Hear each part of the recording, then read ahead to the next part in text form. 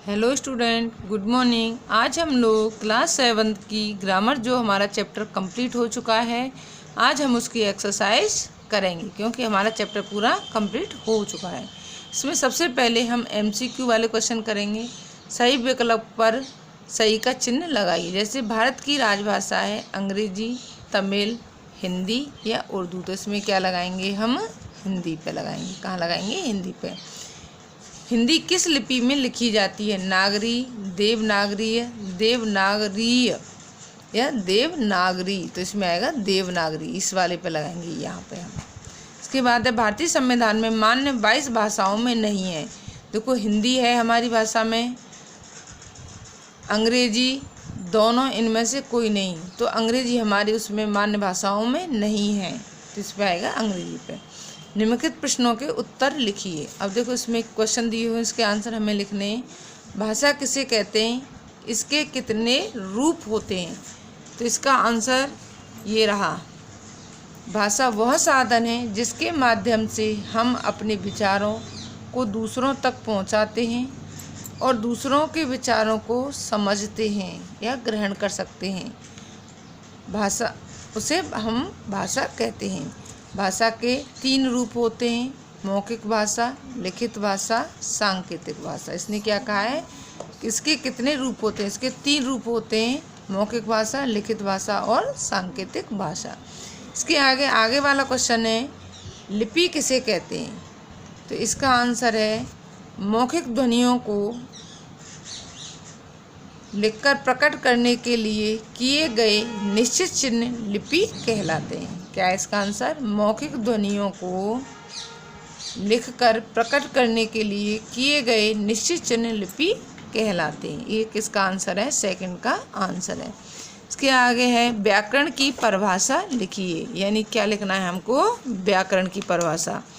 तो इसमें है थर्ड क्वेश्चन का आंसर, व्याकरण वह शास्त्र है जो हमें शुद्ध लिखना, शुद्ध बोलना तथा शुद्ध पढ़ना सिखाता है, उसे हम व्याकरण कहते हैं। व्याकरण क्या है?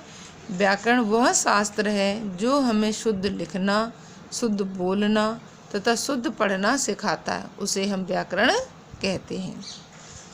इसके आगे इसका नेक्स्ट क्वेश्चन है, राजभाषा और राष्ट्रभाषा में अंतर स्पष्ट कीजिए। राजभाषा और राष्ट्रभाषा, तो इसका आंसर है, राजभाषा और राष्ट्रभाषा में अंतर। राजभाषा जो भाषा देश के कार्यालयों और राजकार्य के कार्यों में प्रयोग की जाती है, उसे हम क्या कहते हैं? राजभाषा कहते हैं। हमारी राजभाषा हिंदी व अंग्रेजी हैं, यानी दोनों ही हमारी राजभाषा इस समय। राष्ट्रभाषा जिस भाषा का देश के अधिकतर निवासी प्रयोग करते हैं, उसे राष्ट्रभाषा कहते हैं। हमारी राष्ट्रभाषा कौन सी है? हिंदी है। हमारी राष्ट्रभाषा कौन सी है? हिंदी है। इसके आगे नेक्स्ट क्वेश्चन है, व्याकरण के मुख्य कितने अंग हैं? व्याख्या कीजिए। तो इसमें आएगा, व्याकरण के मुख्य रूप से 4 अंग हैं।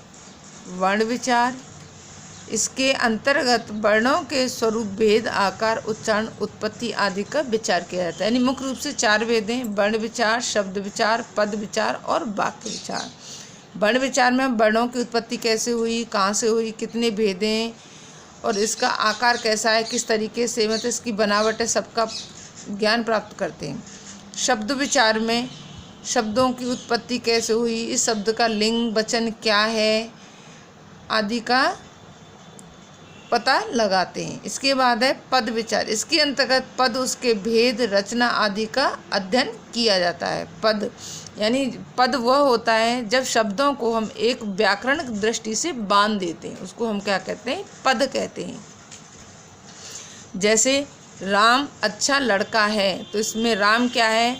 राम कर्ता है और कर्ता के अलावा एक वचन है और एक वचन के अलावा मतलब पुल्लिंग है। इस तरीके से यानी जब शब्दों का हम व्याकरणिक दृष्टि से बांध देते हैं, उसको हम क्या कहते हैं? पद कहते हैं।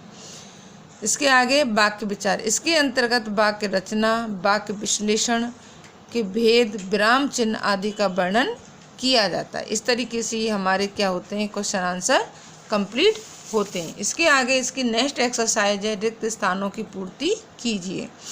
मन के भावों को डैश प्रकट करना मौखिक भाषा कहलाता है, बोलकर या लिखकर, तो इसमें आएगा बोलकर। इसके बाद है भाषा के लिखने के ढंग को कहते हैं साहित्य या लिपि, तो इसमें आएगा लिपि। अंग्रेजी भाषा की लिपि डैश है, फारसी या रोमन, तो इसमें आएगा रोमन। व्याकरण के मुख्य रूप से कितने अंग होते हैं? 4 अंग होते हैं। भारतीय संविधान में कितनी भाषाएं? 22 या 23, तो इसमें आएगा 22 भाषाओं को मान्यता दी गई है। इसके आगे हमारी नेक्स्ट एक्सरसाइज है, नीचे दिए गए कथनों में सही के सामने तथा गलत के सामने राइट क्रॉस का चिन्ह लगाइए। जिस भाषा को हम अपने परिवार से सीखते हैं उसे मातृभाषा कहते हैं, तो इसमें क्या आएगा? राइट आएगा। राजभाषा का देश के बहुत कम निवासी प्रयोग करते हैं, तो ये गलत है, क्योंकि राष्ट्रभाषा जो होती है उसके अधिकांश लोग उसका प्रयोग करते हैं, इसमें रॉन्ग आएगा। वर्ण विचार में वर्णों के बारे में विचार किया जाता है, तो ये राइट है। संस्कृत और मराठी की लिपि कौन सी है? देवनागरी, ये राइट है। हिंदी भाषा भारत की राष्ट्रभाषा, ये भी राइट है। केवल इसमें एक जो है ये रॉन्ग है। इसके बाद शब्दों को सुमेलित कीजिए। देखो यहाँ पर क्या दिया हुई, भाषा दी हुई है और यहाँ पर इनकी बोली दी हुई है। तो जैसे पंजाबी, तो पंजाबी की कौन सी होती है? गुरमुखी। कौन सी होती है? गुरमुखी। और अंग्रेजी की कौन सी होती है? रोमन होती है अंग्रेजी की। हिंदी की कौन सी होती है? देवनागरी। और बंगाली की कौन सी होती है? बंगला होती है। और बंगाली हो गई कोंकणी,